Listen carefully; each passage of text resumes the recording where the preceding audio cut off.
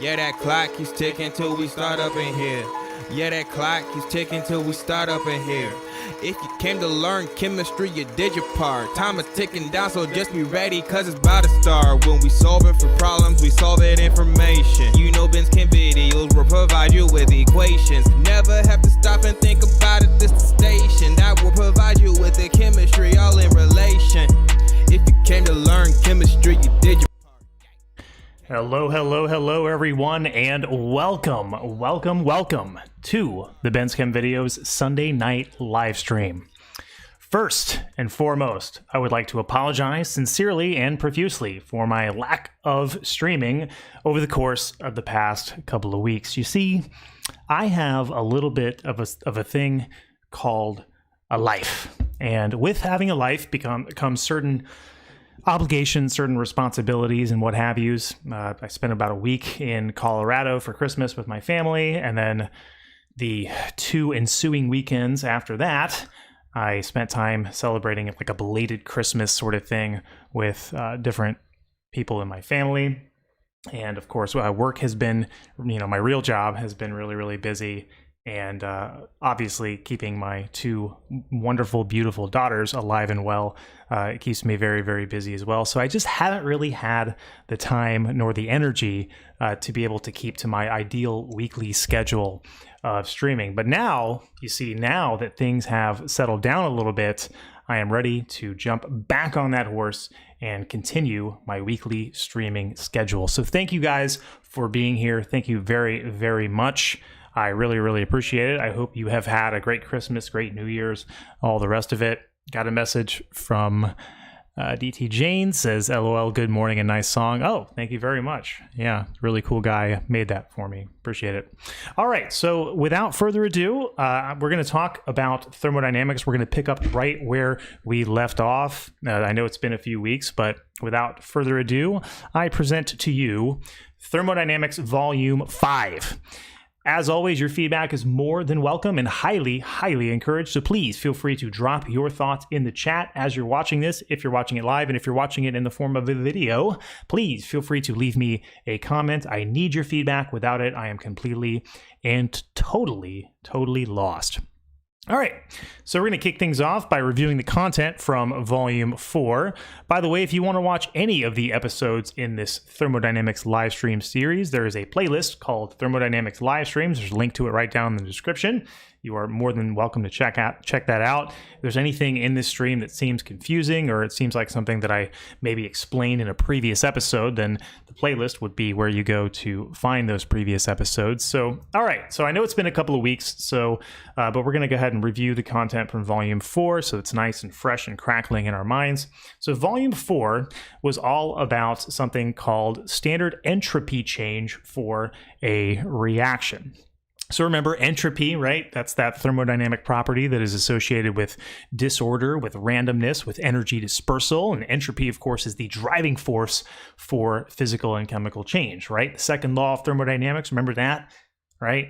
For any spontaneous process, the entropy of the universe increases, right? So entropy is really, really important. And remember that standard entropy change for a reaction, that is the standard, or that is the change in entropy of a chemical reaction, such that all of the reactants and products are in their standard states. And so that immediately raises the question, well, what the heck is a standard state? Now, I have talked about this before when I was talking about thermochemistry. My thermochemistry playlist is also linked below, but I'll go ahead and review that briefly. So a standard state for a gas, it's a pure sample of that gas at a pressure of exactly 1 atmosphere. For liquids or solids, it's a pure sample of that liquid or solid at a pressure of 1 atmosphere and at the temperature of interest, usually that's 25 degrees Celsius. And for a substance in solution, the standard state is such that the concentration of that substance is exactly 1 molar. And so by defining that standard, that allows us to sort of get an apples to apples comparison to be able to compare 2 substances so that they're all standardized and it gives us that straightforward comparison, right? So standard entropy change for a reaction. And so since entropy, like enthalpy, is a state function, the change in a state function, the change in entropy, can be calculated quite easily by taking the difference between final and initial states. And for a chemical reaction, the final state is the products and the initial state is the reactants. And so we get this formula down here where we have the standard entropy change for the reaction is the standard entropy of the products minus the standard entropy of the reactants. And so how exactly do we measure standard entropy of these products and these reactants? And that led us directly into a discussion on the third law of thermodynamics, which states that the entropy of a perfectly ordered crystal at 0 kelvins, absolute zero, the coldest possible temperature that exists, is 0. The entropy of a perfect crystal at 0 kelvins is 0, right? And so the significance of the third law is that it gives us an absolute 0 for entropy, right? We can't just choose a relative 0 for entropy and then measure everything else relative to that 0. No, there exists an absolute 0 for entropy, right? Got a message that says it's buffering like crazy. Oh, I'm not sure how I can fix that. Maybe that's something on your end. I don't know. Thank you for the feedback, by the way, but I'm not exactly sure how to fix that on my end. So we're just going to fight through it and hope that it improves. So third law of thermodynamics tells us that there's an absolute 0 for entropy. And so if you look up entropy values for various substances in a table, those values are measured against the 0 value that is defined by the third law of thermodynamics. And so those entropy values that you can look up in a table, those are called standard molar entropies, right? So this is the entropy of 1 mole of the substance in its standard state under standard conditions, right? And the reason why it's molar entropy, in other words, the unit is joules per mole per Kelvin, the reason why it's so important to have moles in the denominator of standard molar entropy is because entropy is an extensive property. It depends on the amount of the substance. In other words, if I have 100 moles of oxygen, that sample is going to have more entropy than 1 mole of oxygen. So by dividing by the amount in moles, it standardizes it, right? It turns an extensive property into an intensive or intrinsic property, standard molar entropy. And so the other thing we talked about is some factors that affect standard molar entropy. There's 5 of them. There's the state of matter, the molar mass, whether or not you have allotropes, the complexity of the molecule, and finally the extent of dissolution, whether or not it's solid or dissolved in a solution. So we'll go through these briefly. So state of matter, that's pretty straightforward. The entropy of a gas is greater than the entropy of a liquid, which is greater than the entropy of a solid for reasons that we've already discussed previously in this live stream series. We talked about molar mass. Generally speaking, the higher the molar mass, the higher the standard molar entropy, all other things being equal. With allotropes, of course, allotropes are just different forms of the same element. The classic example is carbon. Carbon can exist as graphite or diamond, for instance. Graphite has a higher standard molar entropy than diamond because it's a more disorderly sample, right? Graphite is composed of these sheets that can slide around one another, whereas the atoms of carbon in diamond are in this rigid crystal structure. They're kind of locked into place. And so with more randomness and disorder comes more standard molar entropy. We talked about molecular complexity. So generally speaking, the more complex the molecule is, the more atoms it has, the more bonds it has, the higher its standard molar entropy. And finally, we talked about the extent of dissolution. Generally speaking, substances that are dissolved to make a solution have higher standard molar entropies than their undissolved counterparts. And so we ended things in volume 4 by looking at the formula for how to calculate the standard entropy change for a reaction. And so that formula is shown down here. So to get the standard entropy change of the reaction, you look up your tabulated standard molar entropies and you just stick them in this formula here where you have standard entropy change for the reaction is equal to the sum of the standard molar entropies of the products multiplied by their stoichiometric coefficients minus the sum of all of those standard molar entropies for your reactants multiplied by their coefficients. And so we use that formula, we put it to work, we solved our problem, and that was volume 4. All right, so we are finally ready to discuss the material for tonight. So tonight, what are we talking about? We're going to be talking about something called the standard change in free energy for a reaction, the standard change in Gibbs free energy for a reaction. So if you've been following this live stream series, 2 streams ago, we introduced a property called Gibbs free energy, which is a criterion for spontaneity, right? So the original criterion for spontaneity is the entropy change of the universe. If it's positive, then you have a spontaneous process. Well, we derived this property, delta G, or the change in Gibbs free energy, and we understood that this is also a criterion for spontaneity, although opposite in sign. A negative delta G value indicates a spontaneous process, while a positive delta G value indicates a non-spontaneous process. And so this is what we're going to talk about, standard change in free energy for a reaction. And we're going to see quite a few parallels between standard delta G, standard free energy change, and the standard entropy change for a reaction. So there's a lot of parallels. They're not the same thing, but the way that you calculate them in many cases is quite similar. So what we're going to do is we're going to take a look at 3 methods by which the standard change in free energy for a reaction can be calculated. Let me address a couple of messages in the chat. Joshua Child says, yeah, I found those in my textbook. Okay, right on. Cool. I'm glad you found them. Rohan Kumar says, we can tell the standard states of the elements by looking at the time, aka a rule or such, looking at them. Yeah, for elements, yes, we will talk about that. We will definitely talk about that. So if you stay tuned, I think I'm going to answer that question as we go forward. So there's 3 methods that we can use to calculate the standard change in free energy for a reaction. So I'm calling them method 1, method 2, and method 3. So method 1 is to calculate the standard enthalpy change for the reaction and the standard entropy change for the reaction. And then once you have those 2 values, you insert them into the formula for Gibbs free energy, which is delta G is equal to delta H minus T delta S. So again, this is something that we've already talked about a couple of streams ago. If this sounds fuzzy to you, please feel free to look back at volume 3. I think that was the volume, the episode where we introduced Gibbs free energy. So that's method 1. Method 2 is to calculate delta G for the reaction using tabulated free energies of formation of the reactants and products, and I'll explain what that means in a few minutes. And then finally, method number 3, it applies to stepwise reactions that can be expressed as the sum of a series of steps. You can calculate delta G for those reactions using the free energies of the individual steps that compose the overall reaction equation. So this is going to be a very, very long live stream, I predict, because we're going to look at each of these methods to calculate delta G individually, and we're going to look at some practice problems in which we apply these methods along the way.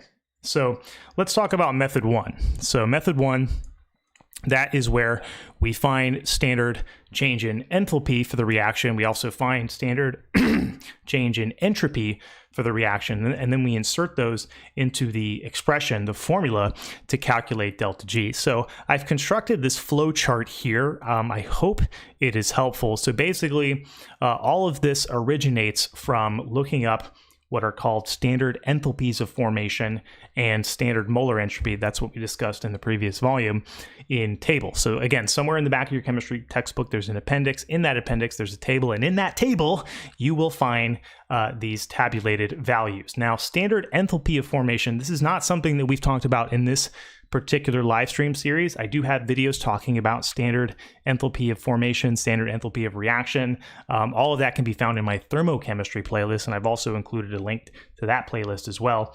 But if you'll notice, the formulas that we use to calculate standard enthalpy of reaction from tabulated standard enthalpies of formation, and the formula that we use to calculate standard entropy change for a reaction from tabulated standard molar entropies are very, very similar, right?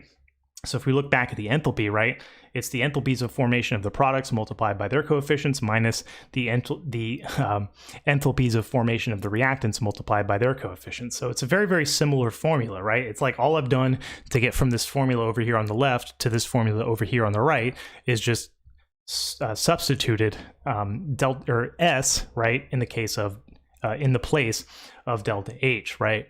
And so you use these formulas, right? And that calculates your delta H value for the reaction, your change in enthalpy, your standard change in enthalpy.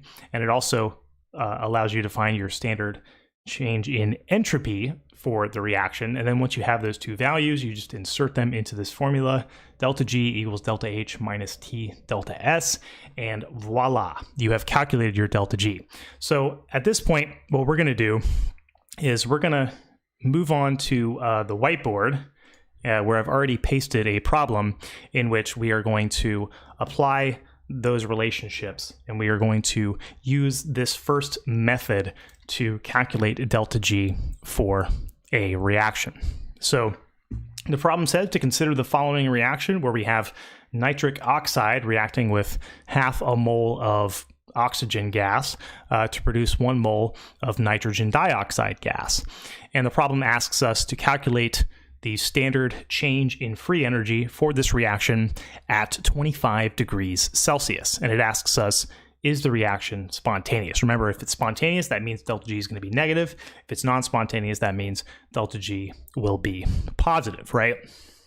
So again, what we're going to do, so let me write down the formula that we are ultimately going to be using here. So the formula that we're going to be using is delta G, right? Standard for the reaction is going to be equal to delta H, standard for the reaction, minus T delta S, standard for the reaction, right? And so our first thing that we need to do is we need to find that delta H, and we need to find that delta S for the reaction. So let's start with the delta H, right? So delta H, standard for the reaction, what is that going to be? How do we find it? Well, what we need to do is we need to look up the tabulated standard enthalpies of formation and then use the formula, right? It's going to be the sum of the enthalpies of formation for the products multiplied by their coefficients minus the sum of the enthalpies of formation of the reactants multiplied by their coefficients. So what I'm going to do over here is I'm going to move my microphone over here so I have more room with which to work. So what I'm going to do is I'm going to have a little table over here. So I'm going to have the delta H standard of formation, right? And I'm going to look that up for every reactant and product in this chemical equation, right? So we have nitric oxide, that's NO, which is a gas. And again, it's very, very important that we pay attention to the state of matter, because the standard enthalpies of formation for gaseous nitric oxide is going to be different from any other form of nitric oxide, assuming we can actually find that in our table. So again, the states of matter matter very, very much in problems like these. So we have nitric oxide gas, we have O2 gas, and then we have NO2 gas, right? So we're going to find the standard enthalpies of form. I'm really, really trying not to confuse enthalpy and entropy. They sound so similar. I think whoever defined these terms and gave them their names just wanted to torture students. It's definitely working on me. So again, we need to look these up in our chemistry textbook. Now, me personally, I've already looked these up and I've written them down ahead of time in an attempt to be good and prepared for my live stream. So the standard enthalpy of formation. Oh, and one more thing. I think I want to move this table just a little bit to the left. I'm going to move this table to a little bit to the left, because I want to make sure that we understand the units that we're working with here. So unfortunately, my thing isn't really, okay, there it goes. So the units of standard enthalpy of formation as reported in my textbook are kilojoules per mole. Let me write that down. So it's in kilojoules per mole, right? So that's important. Definitely going to hang on to that piece of knowledge for later. All right, so for nitric oxide gas, the standard enthalpy of formation is 91.3 kilojoules per mole.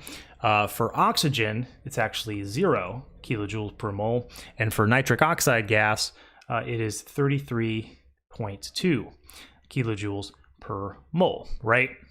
And so again, what we're going to do is we're going to use that formula, right?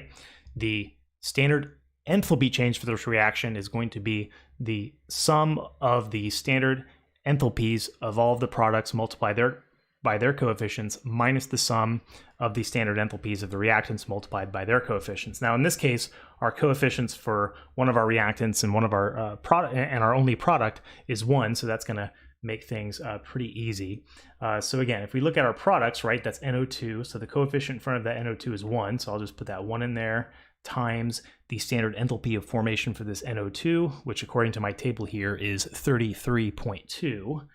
33.2, and that's kilojoules per mole, right? So that takes care of the products, and we're going to subtract from that the standard enthalpies of formation for the reactants multiplied by their coefficients. So for this nitric oxide, it's going to be 1 times the standard enthalpy of formation of nitric oxide, which is 91.3, and that's kilojoules per mole, right?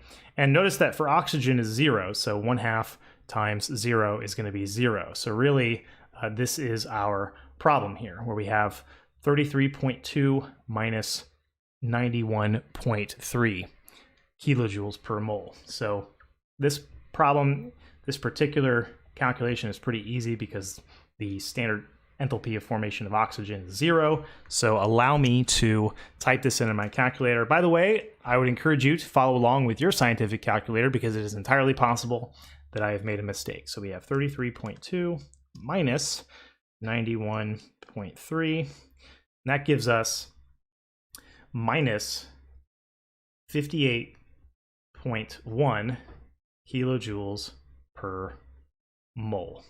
So I'm just going to clean this up a little bit. I'm just going to erase everything that I no longer need here. So just going to erase this stuff. Yeah, whoever shouted out that it was taking a long time buffering, I think it might be something to do with my end too, because I'm getting some slow speeds here. All right, so we have our standard enthalpy change for this reaction. So this part, I'll just put a little green check mark here. That's done, right? And so now we have to calculate this guy, the standard change in entropy for this reaction. And we're going to do that using tabulated standard molar entropies. This is something that we did in volume 4, the previous live stream in this series, right? So I'll just set up a little formula down here. So we have delta S standard for this reaction is equal to, so I'm going to do the same thing that I did before, right? Where I'm going to put my standard molar entropy over here. Now the units of this are joules per mole per Kelvin. Very important that we are staying on top of our units here, right? And we have our nitric oxide, we have our oxygen, and we have our NO2, and they're all gases. Important to keep track of that state of matter, right? And so again, these are just tabulated values. You can find them in your chemistry textbook, or you can find them online. I've already looked them up, so I'm going to go ahead and fill them in here. So for nitric oxide, it's 210.8 joules per mole per Kelvin. For oxygen gas, it's 205.2 joules per mole per Kelvin.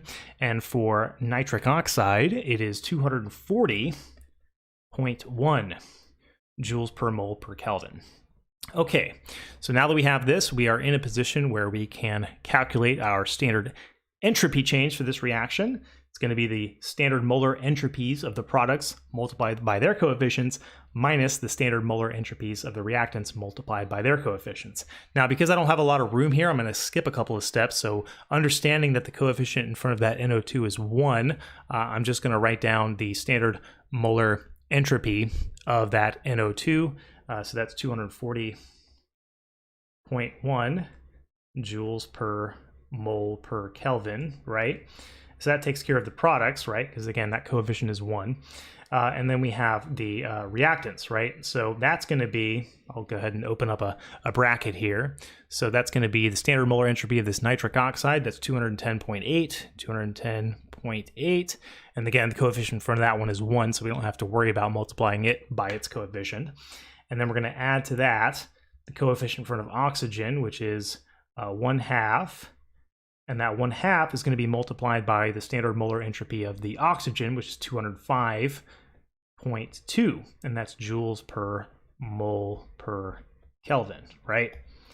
So this is our expression to calculate our standard entropy change for this reaction, which will get us a little bit closer to solving this problem. So again, bear with me while I type this in my calculator real quick. So we have 240.1 minus the quantity of 210.8 plus 1/2 times 205.2. Pretty sure I did that correctly. And I got a value of minus 73.3 joules per mole per Kelvin. So just as I did a moment ago with that enthalpy change, I'm going to go ahead and just erase everything that I no longer need here, just to keep this nice and clean and tidy. This might be a better way to do it. Just lasso it all and delete it. There we go. Erase that little blurb there. And I'll go ahead and just lasso that and bring it, oops, here. There we go. Okay. All right, so I'll go ahead and put that green check mark over here. So we have our standard enthalpy change. We have our standard entropy change for this reaction. Now all we have to do is just plug these values into the formula for delta G, and that will give us our delta G. Now, it's important to remember that the units of delta H and delta S are different, right? One of them is in kilojoules per mole. The other one is in joules per mole per Kelvin. So we have a choice here. We can either take our enthalpy and we can convert that into joules per mole, or we can take our entropy and convert that into kilojoules per mole per Kelvin. Personally, I prefer to do the latter. I prefer to convert this standard entropy change from joules per mole per Kelvin into kilojoules per mole per Kelvin. So I'm going to go ahead and perform that conversion now. So conversion factor, right? What we're going to do is we're going to put joules on the bottom. We're going to put kilojoules on the top. For every 1 kilojoule, there are 1,000 joules, right?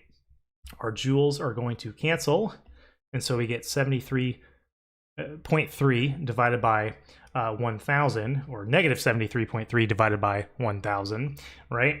And that is going to be negative 0.733. So let me type that in.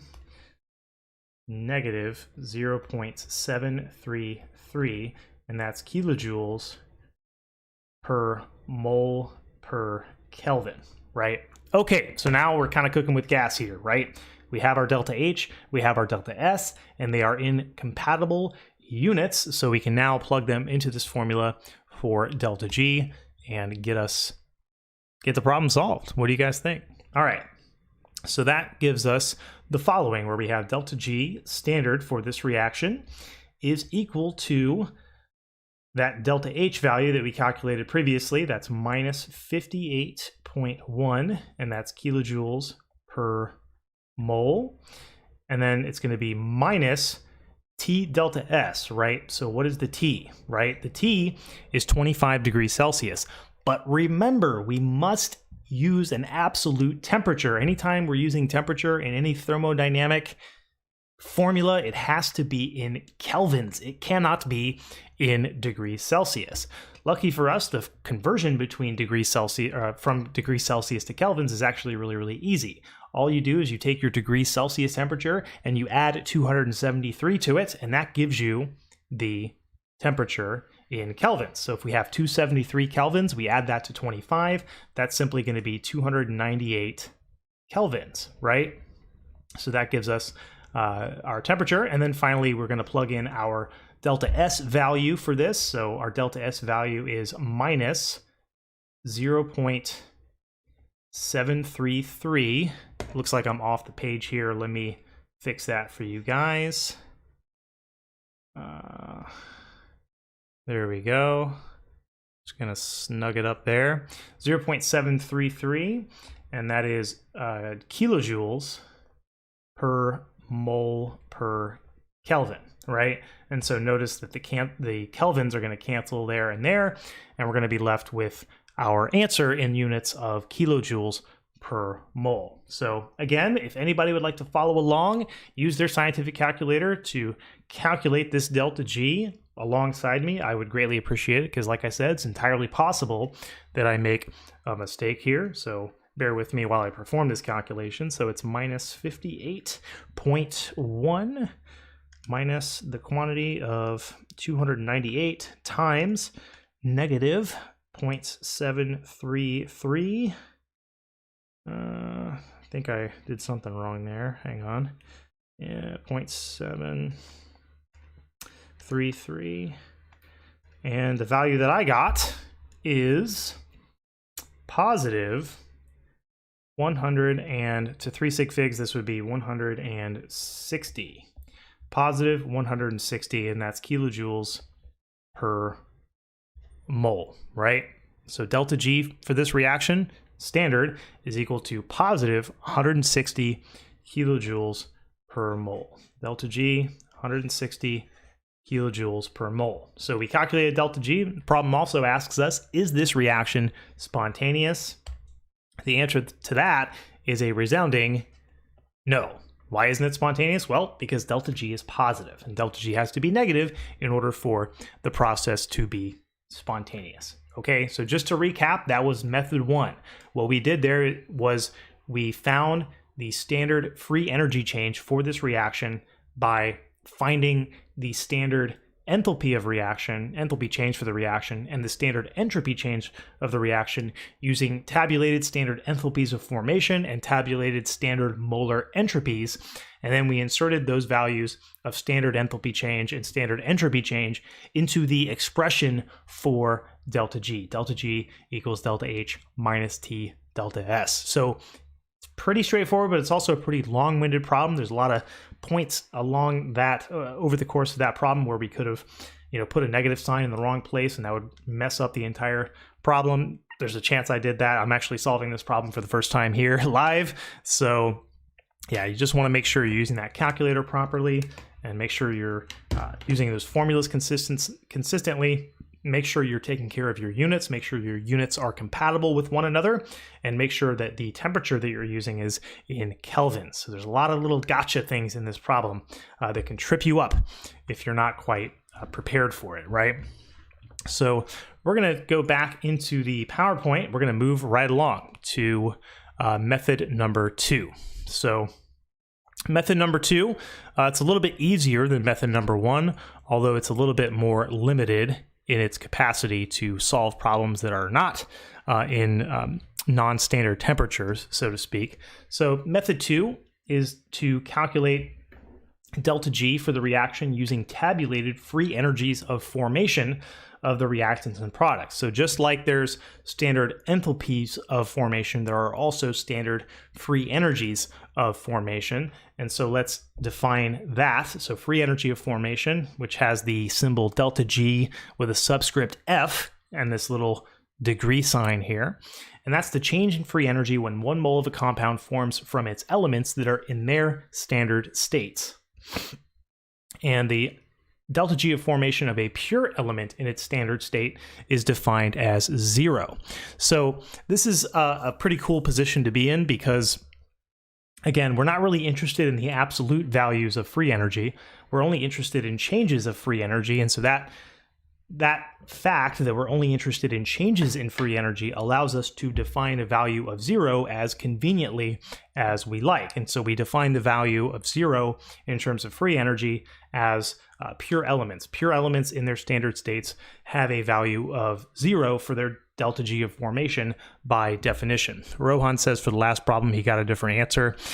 Yeah, like I said, it's entirely possible I messed up somewhere, but more important than the answer, in my opinion, is the methodology. And I think the methodology that I presented was still solid, even though I might have done something on the fly that I messed up, or maybe you messed up. I don't know. But if we got different answers, definitely at least one of us messed up, and I sure hope it wasn't me, but I'll have to look back. And if there's a correction that I need to make, I'll post it in the form of a pinned comment. But thank you for following along, and thank you for bringing that discrepancy to my attention. Appreciate it. Okay, so we're talking about calculating the change in free energy for a reaction using tabulated changes in free energy of formation, right? And so it's as simple as looking them up in a table and plugging them into a formula to calculate delta G. It's a lot easier than method 1. So what does that formula look like? Well, again, if you look at this formula, you're going to notice it bears a striking resemblance to the formula to calculate standard entropy change for a reaction and standard enthalpy change for a reaction. It's going to be the sum of all of the free energies of formation for your products multiplied by their coefficients minus the sum of all of the free energies of formation for your reactants multiplied by their coefficients. So again, it's very, very straightforward formula. You look the values of free energy of formation up in a table, you plug them into this formula, and bingo, bango, bongo, you got yourself your standard delta G of reaction. So we're going to do another problem where we put this formula to work and calculate delta G for a reaction this way. So bear with me while I post this problem to the whiteboard. I'll go ahead and read it briefly. It says, consider the following reaction where we have 2 moles of carbon monoxide reacting with 2 moles of nitric oxide, both gases, to produce 2 moles of carbon dioxide and 1 mole of nitrogen gas. And it asks us to calculate delta G for this reaction at 25 degrees Celsius using tabulated standard free energies of formation. And it also asks us, is this reaction spontaneous? So like I said, just go ahead and bear with me for just a moment while I get this problem pasted in the whiteboard. By the way, if you find this content valuable, I would appreciate leaving a thumbs up on this video. Not just for my own ego, but because liking is actually sharing. When a video gets liked, it gets promoted in the algorithm and it gets shown to more people. And so if you want to support the stream, that's one way to do it, is to simply leave a thumbs up. Doesn't cost you anything. And if you want to support this stream monetarily, there's a couple of ways to do that as well. You can donate via Super Chat. Very, very easy to do that. Also, you could donate through Streamlabs. There's a link down there in the description. Streamlabs donations are great because they take less of a cut than YouTube does when you send a Super Chat, although it's not quite as convenient as sending a Super Chat. Doesn't matter to me. Whatever donation you're happy to fling my way, I am happy to receive it. And again, that's only if you find this content valuable. All right, so here is the problem. We got this reaction. We're going to look up tabulated standard free energies of formation, and we are going to use them along with the formula that we just discussed to calculate delta G.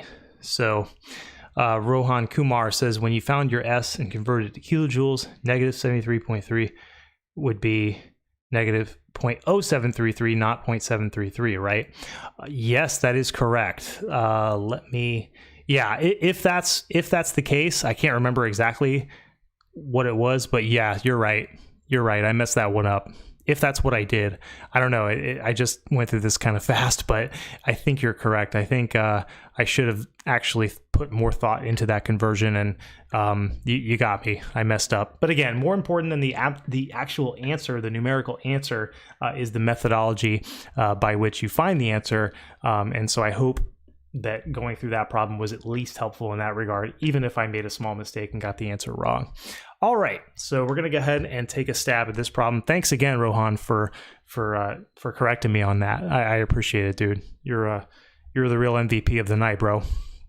All right, so again, we have 2 reactants. We have 2 products. We need to look up the standard free energy of formation of every reactant and every product in this chemical equation so that we can use that formula, right? So I'm gonna just create another little table over here where I have delta G standard of formation, and these are gonna be tabulated in units of kilojoules per mole, right? And so we have 4 substances, 2 reactants and 2 products. We have carbon monoxide gas, we have nitric oxide gas, we have CO2 gas, and we also have nitrogen N2 gas. So again, I've already looked these up, so I'm just going to write them in real quick. So for carbon monoxide, it's minus 137.2. For nitric oxide, it is 87.6 kilojoules per mole. For CO2, it's going to be negative 394.4 kilojoules per mole. And nitrogen, since that's a pure element, it has a free energy of formation of 0. Pure elements in their standard states all have standard free energies of formation of 0 by definition, right? Okay, so now that we have these, we can insert them into the formula for delta G, right? So delta G, that's going to be over here. I'm going to go ahead and put this in. So we have delta G standard for this reaction. It's going to be equal to, again, it's the sum of all those standard free energies of formation for the products multiplied by their coefficients minus the sum of all of those standard free energies of formation for the reactants multiplied by their coefficients. And so if we go ahead and look at the products, so the coefficient in front of CO2, that's 2. So it's going to be 2 times the standard free energy of carbon monoxide. So that's, or no, excuse me, carbon dioxide, that's minus 394.4. So minus 394.4, and that's kilojoules per mole, right? Now we're going to add to that the standard free energy of formation for the nitrogen multiplied by its coefficient. So the coefficient is 1, but the free energy of formation is 0. So that kind of just cancels this whole term out. So this is really the only product we have to worry about here. And so we're going to take that. I'm going to continue this on another line down here. So I'm going to subtract from this the following. So that's my minus sign here. So I'm going to have the reactants now. So the coefficient in front of that carbon monoxide is 2. So I'm going to open up a bracket here. Coefficient of that carbon monoxide is 2. So I have 2 times, excuse me, throat's getting all dry. I wasn't sure if my voice was going to survive this stream because I'm doing a lot of talking, but I guess we'll see, right? All right. So 2 times the free energy, standard free energy of formation for carbon monoxide, which is minus 137.2 kilojoules per mole. And we're going to add to that coefficient in front of nitric oxide, that's 2, times the standard free energy of formation of nitric oxide, which is positive 87.6 kilojoules per mole, right? So again, all this is just the sum of the standard free energies of formation for the products minus the sum of the standard free energies of formation for the reactants, everything multiplied by its respective stoichiometric coefficient, right? So again, I'm going to type this expression into my calculator, so bear with me for just a moment here. So we're going to get delta G for this reaction is equal to, and like I said earlier, far more important than the number that you end up with is the methodology that you use, the understanding of the scientific principles that are involved. That is what I am going for here. If you can get the right answer, that's great.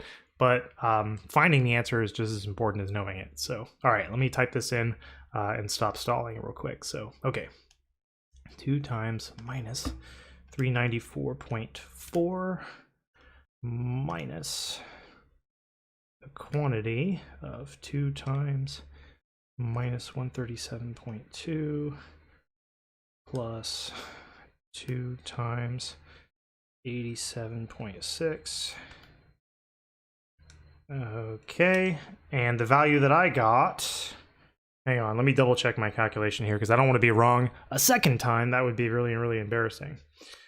So 394.4, 2 times, I'm sorry, 2 times 87.6. I think I did this correctly. The value that I ended up getting was minus 689.6, and that's kilojoules per mole. Minus 689.6 kilojoules per mole. Rohan, I hope you got the same thing that I did, because again, if I messed up a second time, I don't know how I'm going to live with myself. But again, I am kind of doing these live on the spot.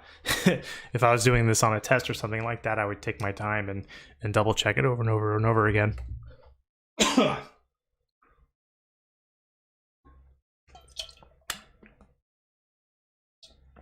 So again, this is straightforward, right? And this is much easier than that first method, right? The first method was, there's a lot of steps that were involved. This method, all we're doing is we're just taking values that we look up in a table of those standard free energies of formation and insert them into that formula in which the standard free energy of the reaction is the sum of the free energies of formation of the products multiplied by their coefficients minus the sum of the free energies of formation for all your reactants multiplied by their coefficients. And that gives you your answer. So again, Rohan, if I messed up on this one, I would wholeheartedly appreciate your brutal honesty in telling me where I messed up. I don't think I did, though. I think I did this right. Pretty sure I did this right. I hope I did. All right. So we're going to clear all this stuff out, and we're going to move right along back to the PowerPoint here, and we're going to take a look at the third method. And again, the third method applies to reactions that are stepwise, right?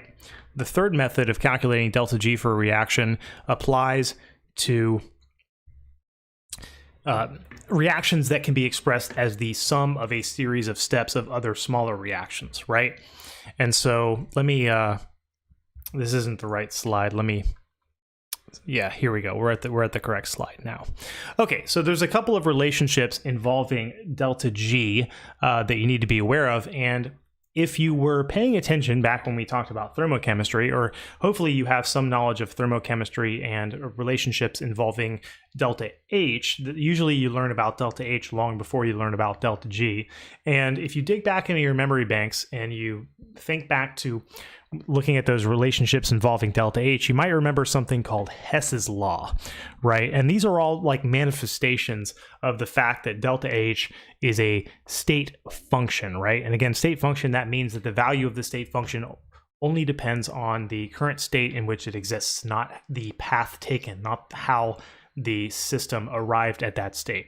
And so the relationships that we're about to talk about with chemical reactions and how if you can manipulate chemical reactions, what effect does that have on the value of delta G? A lot of those relationships that apply to delta H also apply to delta G. And so some of this might sound pretty familiar, and indeed I hope it does. So the first relationship that we're going to talk about with regard to delta G and manipulating equations is if a chemical reaction is multiplied by a factor, then delta G for that reaction is going to be multiplied by the same factor. Let me repeat that. If a chemical equation is multiplied by a factor, then you multiply the standard value of delta G by the same factor. So that's the first relationship. So we're going to kind of hang on to that and remember it.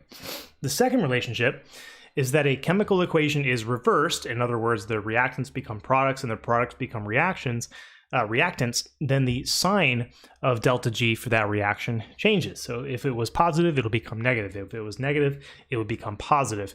When you reverse a chemical equation, you change the sign of delta G for that reaction. And finally, and perhaps most importantly, the third relationship that we're going to talk about is that if a chemical equation can be shown as the sum of a series of steps, then the delta G value for the overall equation, the summation equation, is simply the sum of the delta G's for all of the individual steps. So again, this is the when you apply it to delta H, they call it Hess's law, but the same logic applies to delta G because delta G is also a state function, just like delta H.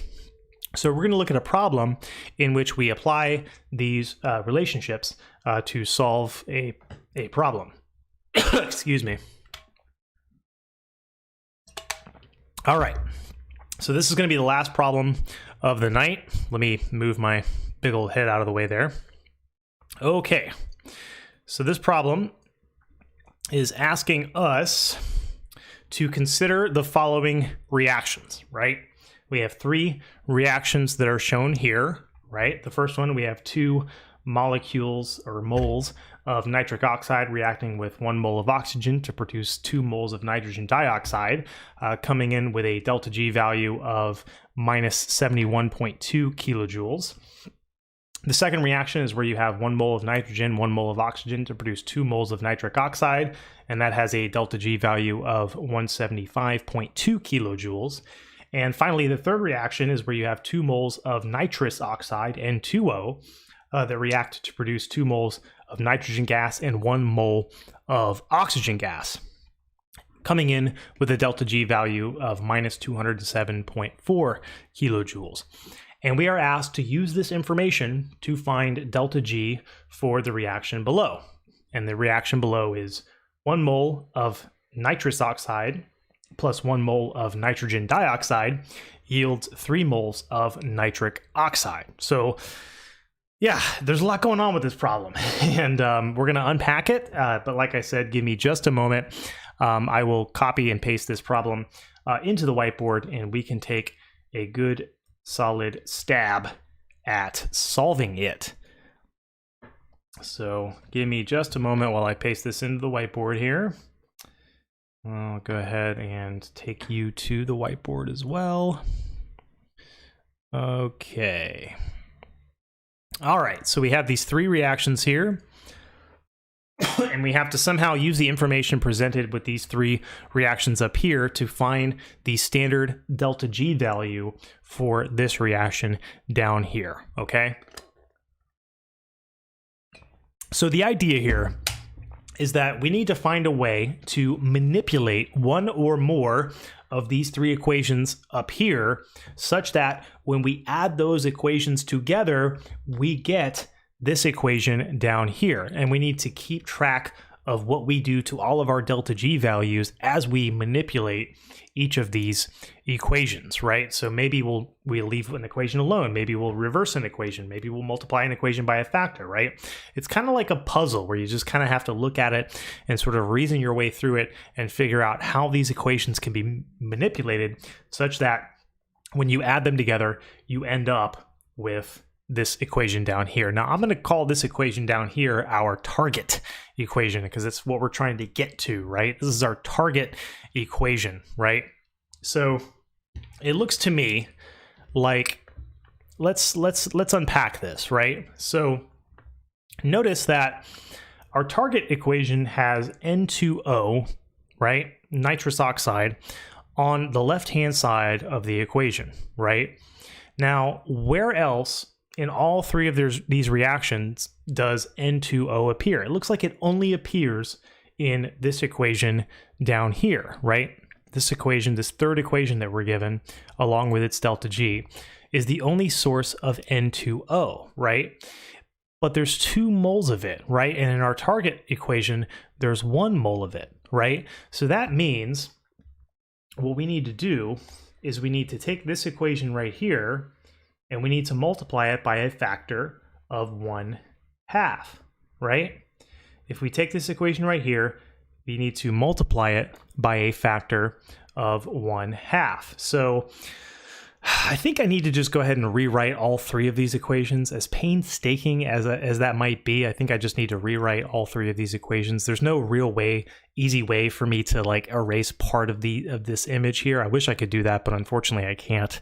So let me go ahead and just rewrite all of them real quick, and I'll try to do it in such a decluttered way as possible. I think I'm going to ignore the states of matter because they're not particularly important for solving this particular problem. So bear with me here while I rewrite all of these 3 equations up here, keeping our target equation up here. So here we go. So we have 2NO plus O2 yields 2NO2. That's our first equation. Then we have N2 plus O2 yields 2NO. And then this equation down here, I'll go ahead and write the equation upon multiplying it by a factor of 1/2. So if we multiply this whole equation by a factor of 1/2, that's going to give us N2O with a coefficient of 1 yields 1/2 times this 2 in front of that nitrogen is going to be 1N2 plus 1/2 O2, right? And it's important to remember that since we multiplied this equation by a factor of 1/2, we must also multiply the delta G value associated with this chemical equation by that same factor, by 1/2, right? So if I have this minus 207.4, right, I also need to multiply that by 1/2, right? And so what is that? So 207.4, 207.4 divided by 2. So that's going to be, let's see. So that's going to be minus 103.7. And again, all of these are in kilojoules, so just for the sake of clarity and brevity, I'm going to leave those units out.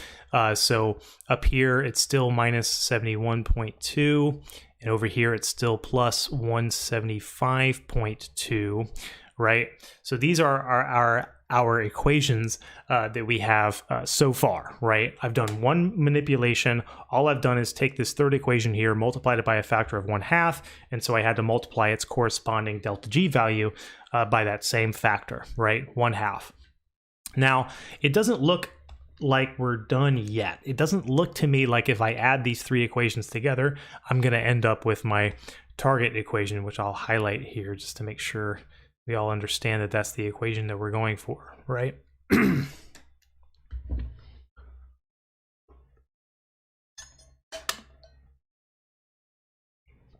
Okay, so it doesn't look like we're quite finished, right? We have to do some more manipulations to this equation, right? Now, it also looks like, so what do you guys think? You know what, I think that's a good sort of teachable moment here, or not teachable moment, but it's a good time to ask you guys, what do you think we should do? Which equation do you think we should manipulate, and how do you think we should manipulate that equation to get us closer to getting us in that situation where we add these three equations together and that gives us the target equation? What do you guys think?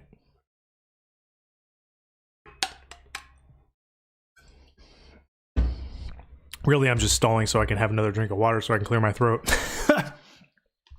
So, okay, let's think about this, right? Well, one thing that is pretty apparent to me is that if we look at this O2, right?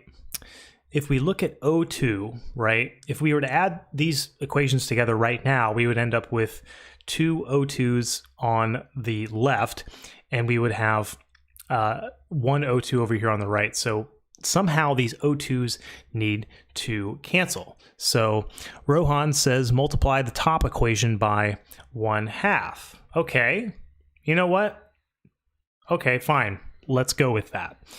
So if we multiply this top equation by 1/2,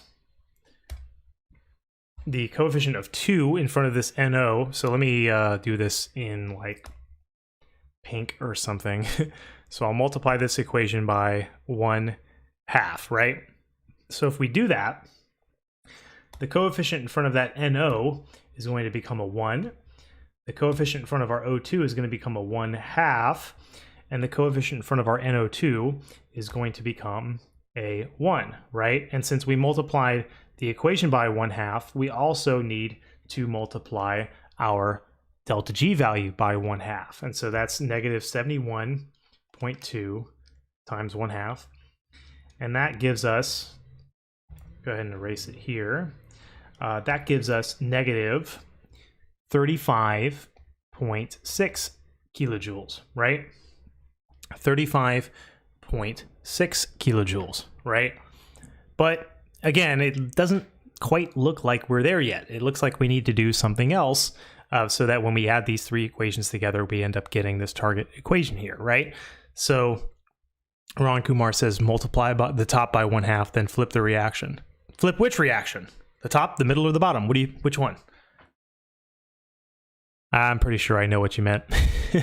Yeah, you're right. So not only did we multiply this one by 1/2, but Rohan is telling us that we should also reverse this equation. So in other words, the NO2, that's going to become a reactant in this equation. That's going to go on the left, and the NO plus 1/2 O2 is going to go on the right, right? So I'll go ahead and put my NO2 over here, and I'll put my NO plus 1/2 O2 over here on the right. So what we just did was we reversed this equation. So since we reversed the equation, we have to change the sign of delta G for this reaction, right? So if you reverse an equation, delta G changes its sign.